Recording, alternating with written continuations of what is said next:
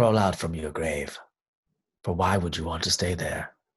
This is the Witching Hour with Crent Stevenson. I am Crent Stevenson, and I come to you in these terrifying, horrifying, unifying times with insight into some of the greatest works of human analysis, discovery, and artisanal choices ever made.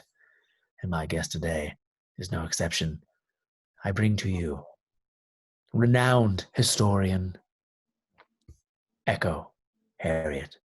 Hello, Echo. How are you today? Hi, Crit. Crit, is it? Hi, thank you for having me on. Crent, but Crit is Crit. close. Okay, got it. Yeah. Thank you. Thanks for having me. Thank you for coming. Yeah. Now you have recently released groundbreaking works that is really truly shaking the grounds of human history. Now, would you like to tell the viewers at home about your new fiction or nonfiction or history? Remind us what the book is that you released. So my new book is a nonfiction piece. I like to study different weather phenomenons. So this most recent one is called It Came from the Mist. So it is, a rather dense 1,000-page book on, mist. Like, what is it? I think it's just, water evaporating. I appreciate your background, by the way. Yes, I thought you might. There's so much more to it. And that, I discuss, fog, and I go into smoke a little bit, but that's different. So we don't really go too much into smoke. And right, yes, that's another book altogether. Like it's adaptation in pop culture. And yeah, I think it's a pretty interesting piece, if I do say so myself. So, yeah. Certainly is. Now, some critics are even calling it a definitive work. And when I say some critics, I mean one critic / author in particular, who we actually have on the line today, Mr. David Blackburn. Hello, David. Hi, how's it going? Yes, you recently wrote the review of Echo Harriet's new work for I believe it was your website.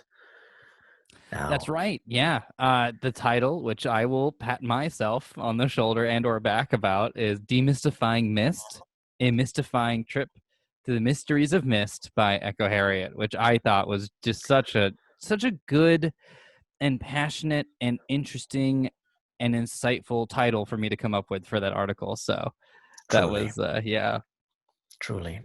Now, Echo Harriet, did you get a chance to read Mr. Blackburn's piece? I definitely appreciated Mr.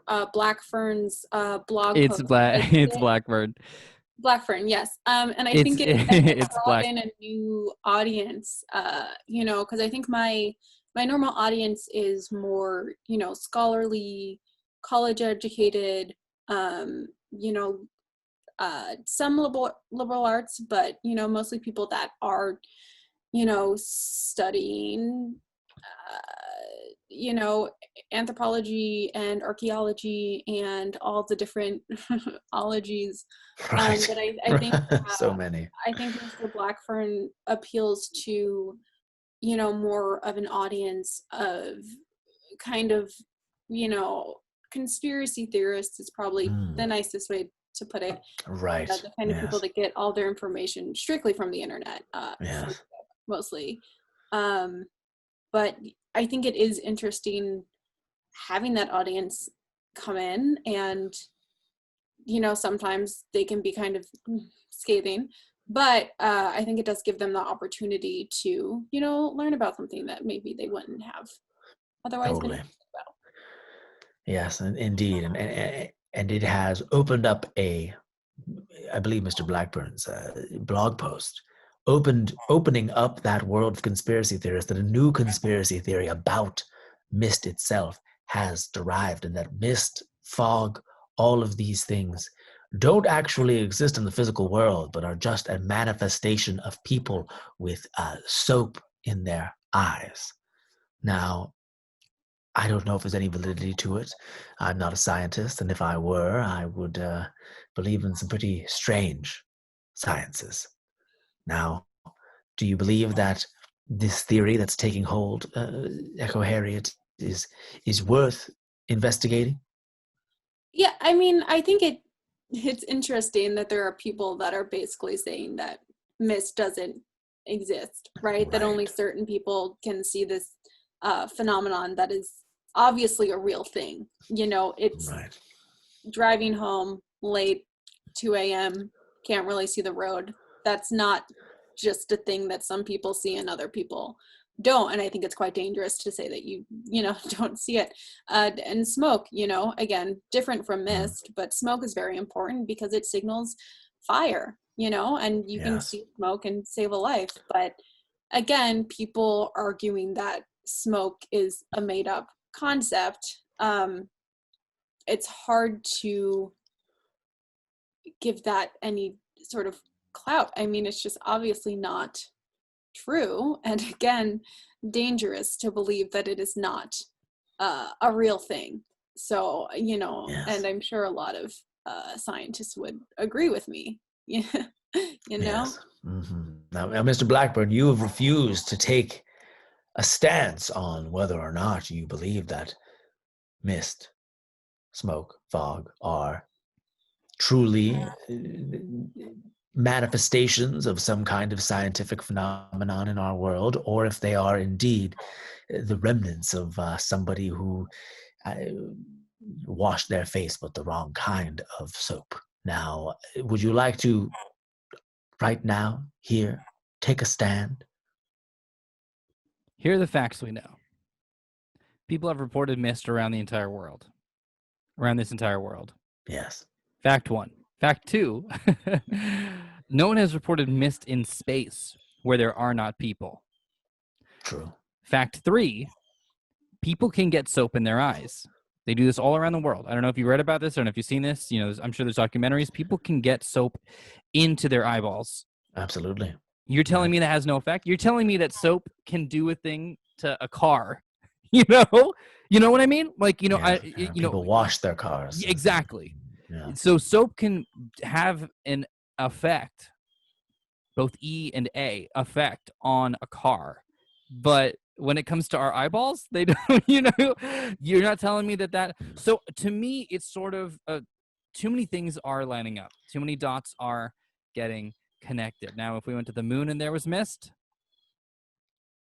I might have to redress my stance on it. But as of right now, I think it would be dangerous to not see what's in front of us.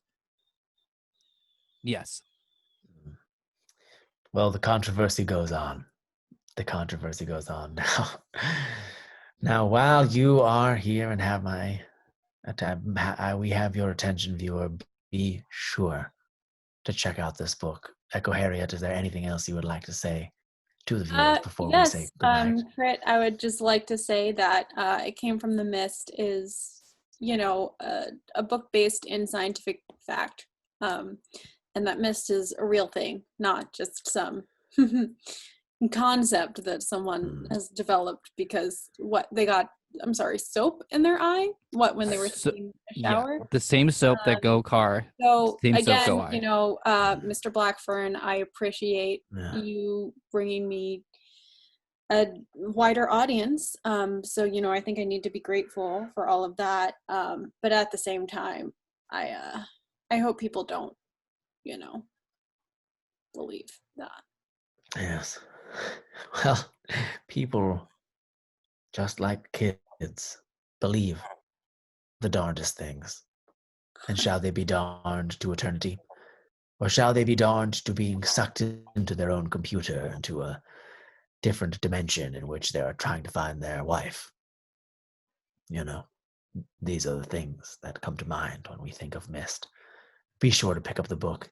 Be sure to read the review. And be sure to keep an open mind. For the mysteries of Mist shall ever pervade. And if we do not dare to answer the questions that we dare to ask, then all we are is but droplets in the mist. Thank you for joining us today on The Witching Hour with Crent Stevenson. I'm Crent Stevenson. My guests today have been David Blackburn and Echo Harriet. Good evening.